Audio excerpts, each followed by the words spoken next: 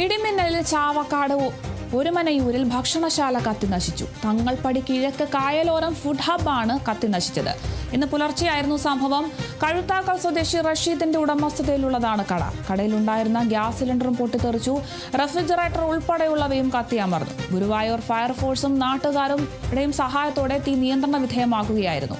തീപിടുത്തത്തിൽ ലക്ഷങ്ങളുടെ നഷ്ടമുണ്ടായതായാണ് നിഗമനം.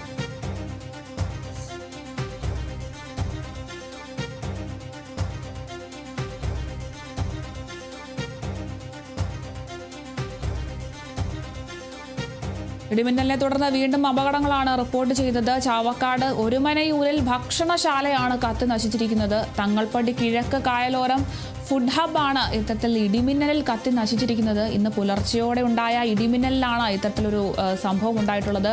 കഴുത്താക്കൽ സ്വദേശി റഷീദിന്റെ ഉടമസ്ഥതയിലുള്ളതായിരുന്നു ഈ ഒരു കട. കടയിലുണ്ടായിരുന്ന ഗ്യാസ് സിലിണ്ടറും പൊട്ടിത്തെറിക്കുന്ന ഒരു സാഹചര്യം ഉണ്ടായിട്ടുണ്ട്. റെഫ്രിജറേറ്റർ ഉൾപ്പെടെയുള്ളവയും കത്തി അമർന്ന ഒരു സാഹചര്യമാണ്. ഗുരുവായൂർ ഫയർഫോഴ്സും നാട്ടുകാരും ഒക്കെ ചേർന്ന് ഈ ഒരു തീ നിയന്ത്രണ വിധേയമാക്കുകയായിരുന്നു. എന്തായാലും തീപിടുത്തത്തിൽ ലക്ഷങ്ങളുടെ നഷ്ടമുണ്ടായതായിട്ടാണ് വിവരം ലഭിക്കുന്നത്. നമുക്ക് ഈ ദൃശ്യങ്ങളിൽ നിന്നും കാണാൻ കഴിയും. തീ വലിയ രീതിയിൽ പടർന്ന ഒരു അവസ്ഥയാണ്.